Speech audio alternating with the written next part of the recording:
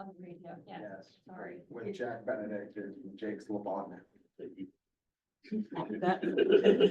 Thanks.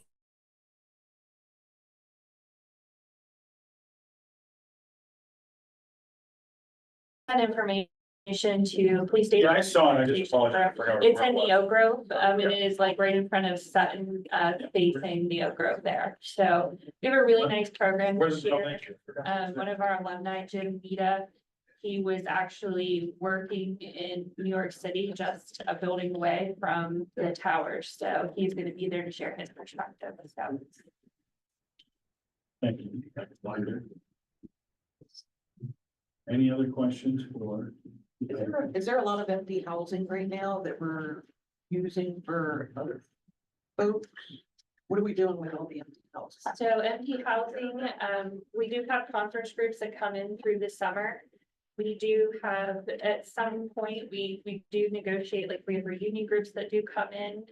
We try to offer them potential on-campus housing, but most would rather stay in a hotel. It's a little bit nicer than even the suites. So yes, we do have empty beds, but right now Is there a percentage or not? All? I would have to get you the number, percentage of like non in use housing at this point. I don't know exactly what that number is.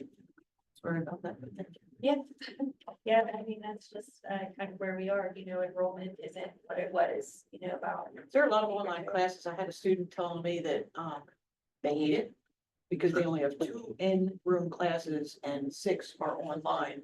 And they're just upset that they don't really have a professor teaching, that they're giving materials. Didn't they, What? they signed up for it? Yeah, but it's not what they signed up for. They didn't Okay. realize it. Yes, I don't know. That seems like a side conversation.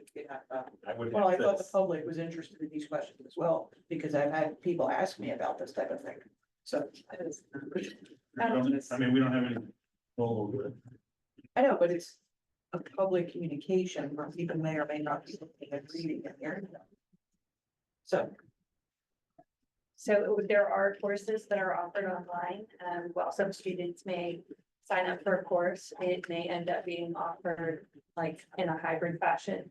Where professors sometimes have in-class instruction and some days they have online instruction, but it is to the discretion of whoever's teaching the course. So there are some online and there are some in person. I think the concern was they're paying the same amount and now they're concerned that they may not get as good a grade as they wanted to, because they're just not that type of a performer. This is not a borough. This is not a borough council conversation. I'm inclined to agree. I'm sorry.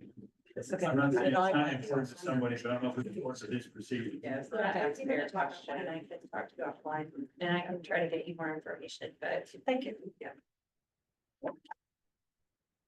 Okay. Any other questions for Jen? Okay, Thank you. Thanks. And once again, welcome back. Your email explanation for missing sounded very busy. So, Just a little. Yeah, we have a new vice president too. I think you may have already heard that she started the beginning of July. So I'm no longer interim and I'm back to my old role and we have a new vice president. Thursday, Okay, which leads us to me. And I don't have a whole lot to report at the moment. It's been very busy, I think, quite wonderfully, but a lot of good weather, a lot of nice events. A lot of happening in the town for the maintenance and moving this and moving that. There's a lot of different things going on. A lot of moving and shaking. So again, I don't have a whole lot personally to report. I just want to commend all the different folks that are working. There's a lot of different pokers and a lot of different fires and a lot of different arenas. From solar panels to union negotiations to new buildings being built. You know, the ambulance authority trying to get created and all that. So there's a lot of folks doing a lot of things. So thank you to all the volunteers and the staff members that just kind of keep moving every single day, trying to move forward. So thank everyone. That's really all I have. So Mr. Mayor, I will listen to anyone has any questions, I suppose. No, make me feel loved. Thanks, guys. My report is on the ambulance service and the authority that we are creating. We're finally getting things organized together and we're gonna have a real important meeting next Monday. So I'm getting a lot of data together. You have to understand that this is a countywide system. We have 38 municipalities that we deal with, so we need to get everybody on board.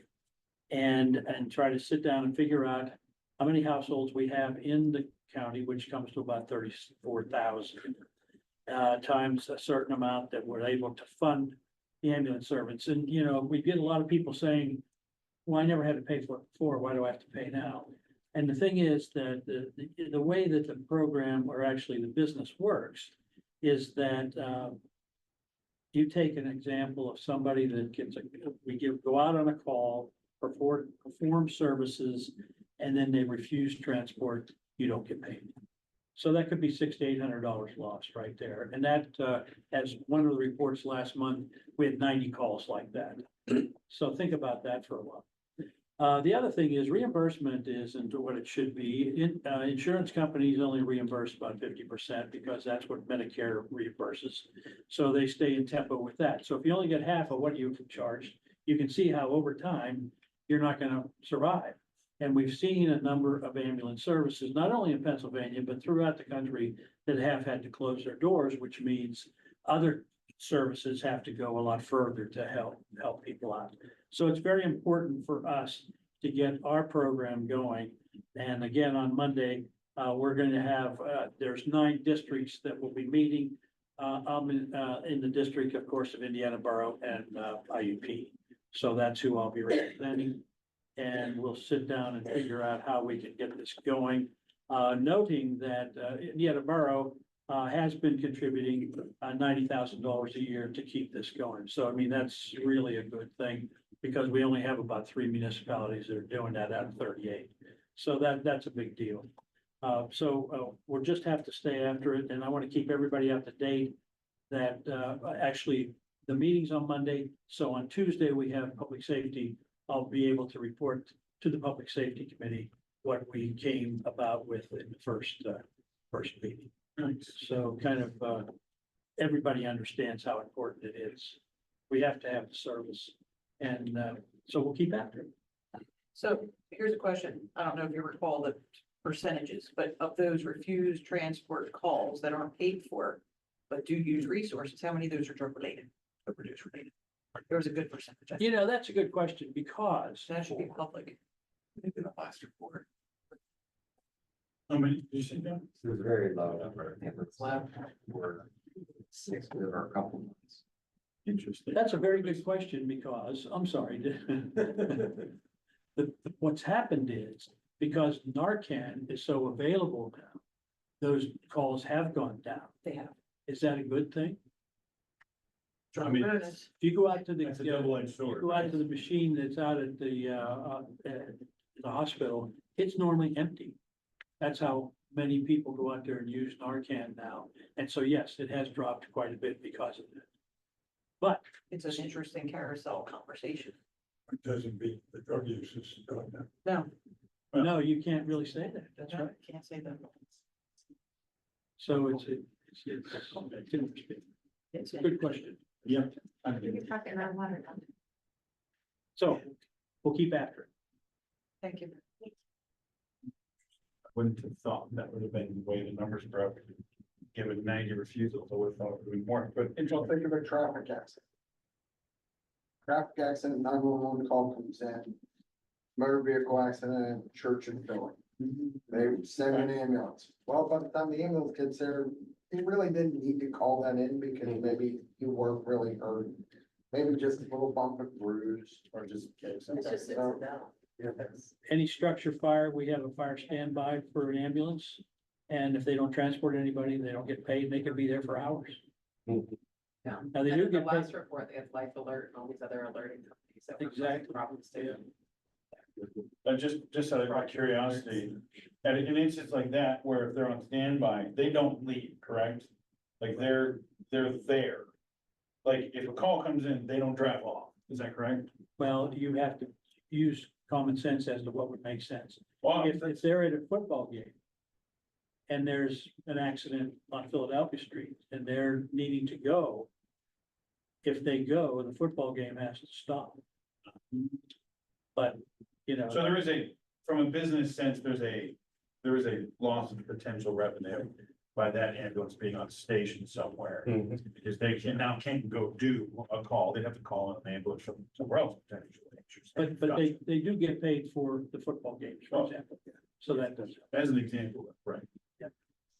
And plus the fact, it's hard to get paramedics and EMTs these days. Well. It's just a tough system. Because kids don't wanna get over their electronics. Well, I mean, it's tough to think, with all the angst about funding, what have you, I mean, it probably doesn't give somebody looking for a job a warm fuzzy. They're gonna have a long, stable career also, that helps out. So if we get this authority established and runs well, that probably may help that too. It will be a more attractive It will. job, hopefully. That's right. It will. Yeah. Yes, thank you. Anything else for the mayor? Okay, moving on to old business, the property transfer ordinance. I really like that South Mount one. Is that the So it was second one? that the Yeah. first, Yes. second one, I did too, so the first one, so again, for just a quick thing, It's like 30. the Act 537 that we have to submit to DEP. One of the engineer's recommendation was if we start the process now, coming up with the ordinance, because he has a feeling they're gonna recommend that anyways. So let's get ahead of the game and start the process now, let's look at these couple ordinances. The first one was a lot, but if you would just look at their section 19, the sale and transfer of the properties, that section on that first one kind of, they have a good section on just that area, but. Real quick, just in case folks don't know, or if somebody may have forgotten, what we're talking about, right? Yeah, Public Works 530. Director Paul Gillis had suggested I think he used dye specifically, dye testing properties to make sure there wasn't any problems with how they tie the sanitary, storm system, et cetera. That's where this is coming from. This is an example of another community that has an already existing ordinance, two different examples of a community that already has an ordinance in place. Couple of them, two different, Right. from two different. Right, two different places. ones, two different examples. So then to catch anyone who may have forgotten or may have not known, and they were wondering what the heck we're talking about. We're talking about at the transfer of ownership specifically, a way to then check sewer lines, gutter lines, drain lines, et cetera, to make sure their water is being discharged where the designated water should be being discharged to. That's what we're specifically talking Yes, about. because we have an issue with I going Right. into the wrong Right. places because of people's downspouts and stuff, so. Right, too much water going into the sewer. Yeah, because Brad sent an email a couple of storms ago. And it was like this immense spike right off the bat. Which is, I mean, that's nothing but downspouts dumping into the wrong place. I mean, It was hard for the water to be absorbed into the ground, which surprised well that. Well, it shouldn't be. but it shouldn't go with the sewer. It shouldn't be able to get in the sewer. Sewer should be a closed system. It shouldn't be. So There that- shouldn't be a spike, because there shouldn't be street rainwater getting into our wastewater. Right, that's At what, all. right. So that's gutters and drains and holes in the system is what that is. Unfortunately, so this will help. So Sorry, now everyone's caught this up. is a good start, we can then sit down with Pat and then come up Yeah. with like our language on how we wanna, or, I mean, I have This is some. an ongoing conversation. This Yeah. isn't yeah, new. This has been several months in the. You said you had some questions. I have one as Well, well. we get into the nitty gritty of this stuff. Are we there yet? No, Okay, well then I'm not gonna bring it yeah, up. we need to get to the nitty gritty, but we're not there yet. Yeah, I'm not. gonna Okay, bring it up. so So, what's and if- next then, if we're not gonna talk? we gotta put again, maybe we need to have a work session, again, public works, we need to maintain some time for this discussion. Now it's time. Yeah.